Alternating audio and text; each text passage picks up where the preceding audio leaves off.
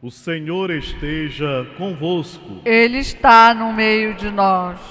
Proclamação do Evangelho de Jesus Cristo, segundo Mateus. Glória a vós, Senhor.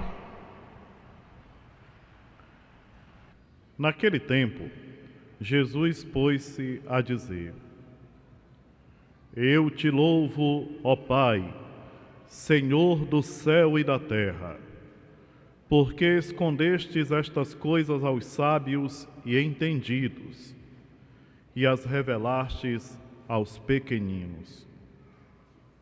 Sim, Pai, porque foi assim do teu agrado. Tudo me foi entregue por meu Pai, e ninguém conhece o Filho senão o Pai, e ninguém conhece o Pai senão o Filho e aquele a quem o Filho o quiser revelar. Palavra da salvação. Glória a vós, Senhor.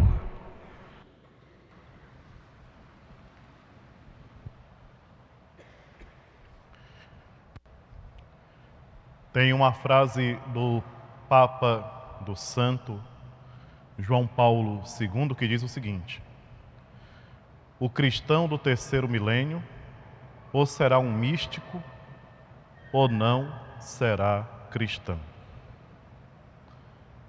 E é preciso refletir sobre isso. Todos nós batizados temos que refletir sobre essa frase. Ser místico não significa realizar coisas que fogem da naturalidade, né? Fazer coisas sobrenaturais. Ser místico é chegar a um grau de intimidade com Deus que, de fato, nós vivenciamos aquilo que o Evangelho hoje nos fala. Ninguém conhece o Filho senão o Pai, e ninguém conhece o Pai senão o Filho e aquele a quem o Filho der a conhecer. Então é necessário, queridos irmãos e irmãs, que nós tenhamos uma intimidade profunda com o Filho para nós conhecermos quem é o Pai, o Criador de todas as coisas. E para que nós alcancemos essa graça, é necessário percorrer o caminho da humildade, da simplicidade, da pequenez. Santa Teresinha do Menino Jesus vem logo assim para quem conhece a história da igreja, para quem tem um pouco de conhecimento, como um exemplo forte disso. Mas não é só ela não.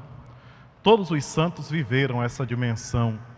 Todos esses homens e mulheres que são apresentados para nós como modelos para o nosso crescimento espiritual, eles conseguiram pôr em prática esse projeto que Deus tem para cada um de nós.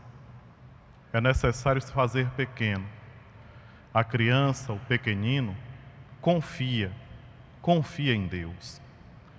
Eu não sei como vocês percebem, mas de vez em quando a gente assistindo algum telejornal, quando mostram essas situações difíceis de enchente, de incêndio, de todo tipo de desgraça que acontece por aí, quando vão entrevistar uma pessoa humilde, uma pessoa simples, um pobre, uma pessoa que não tem toda a complicação que tem o orgulhoso, prepotente, o vaidoso, essa pessoa diz assim: não, com fé em Deus nós vamos conseguir fazer de novo.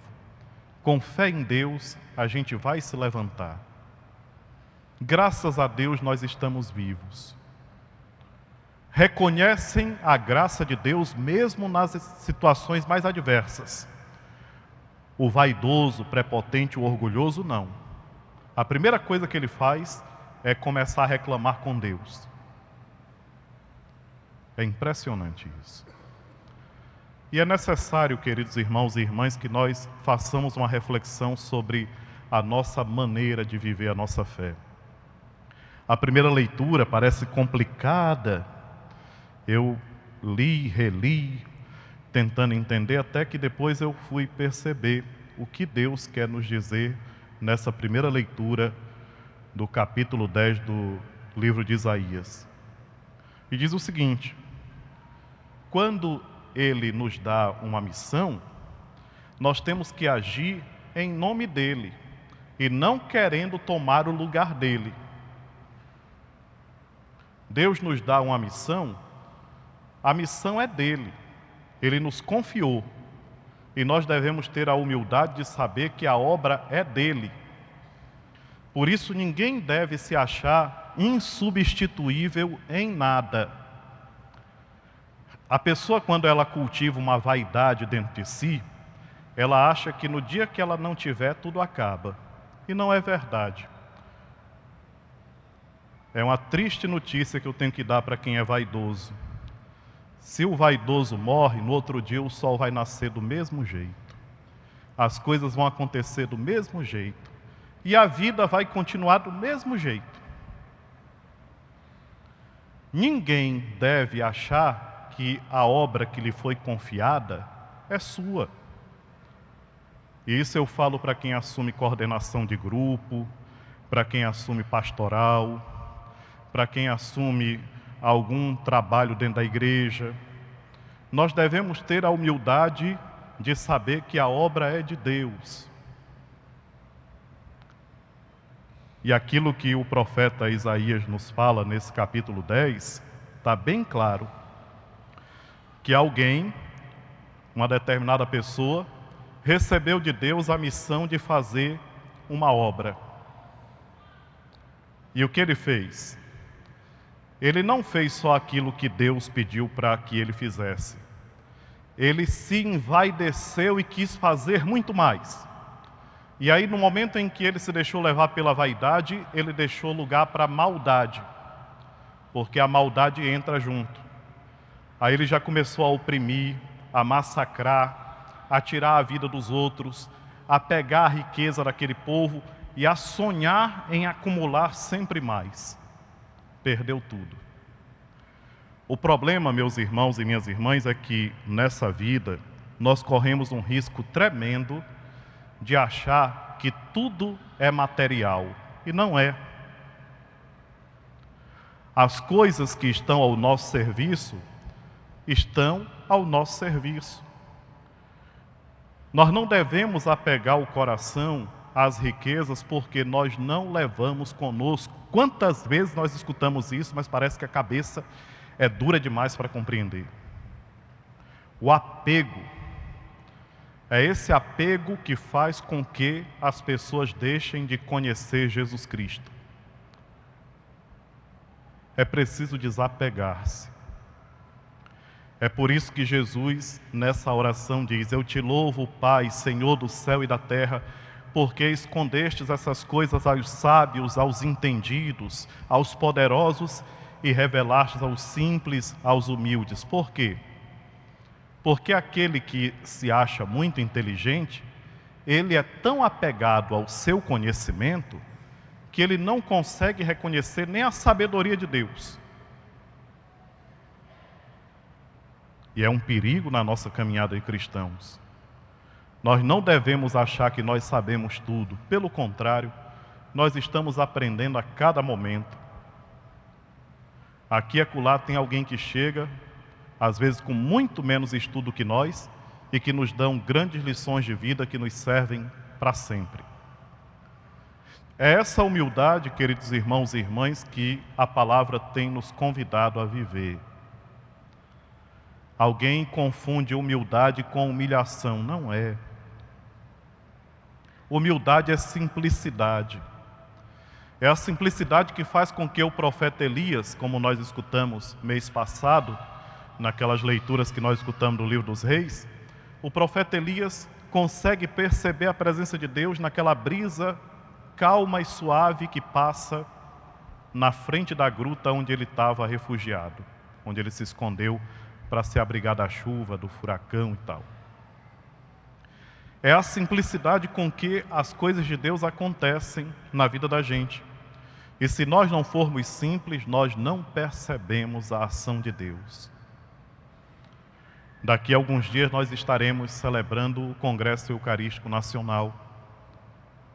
E nós teremos tantos momentos especiais de celebração que, se forem bem vivenciados por nós, nos trarão uma força interior muito grande.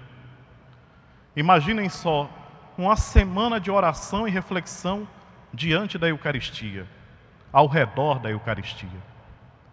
Imaginem quanta coisa bonita nós teremos a oportunidade de vivenciar.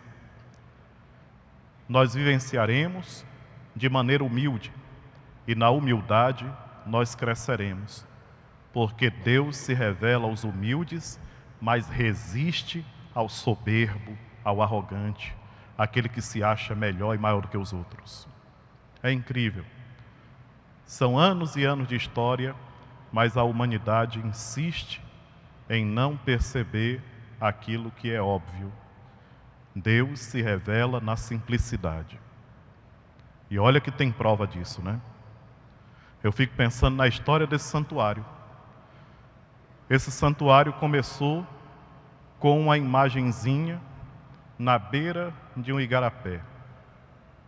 Quer coisa mais simples do que isso? E vamos voltar no tempo. A fé que nós professamos hoje teve como ponto inicial, principal, a encarnação, e Jesus que nasceu na simplicidade de uma gruta.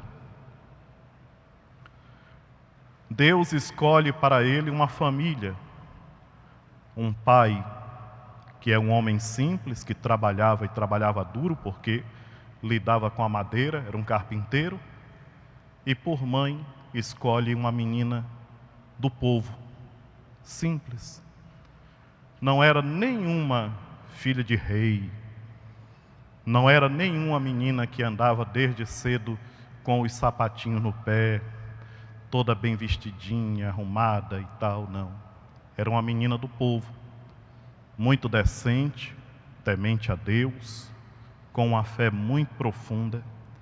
Mas olha como Deus nos dá lições e lições, e a gente insiste, às vezes, em achar que não. Mas a palavra de Deus hoje vem nos lembrar, queridos irmãos e irmãs, a importância de procurarmos percorrer o caminho da humildade. A humildade vence tudo, até porque o diabo não é humilde. É a primeira coisa que ele apanha, é porque ele não é humilde, ele é soberbo. O cristão, sendo humilde, ele esmaga, mas com os 2 pés, a soberba do inimigo. Seja louvado nosso Senhor Jesus Cristo. Para sempre seja louvado.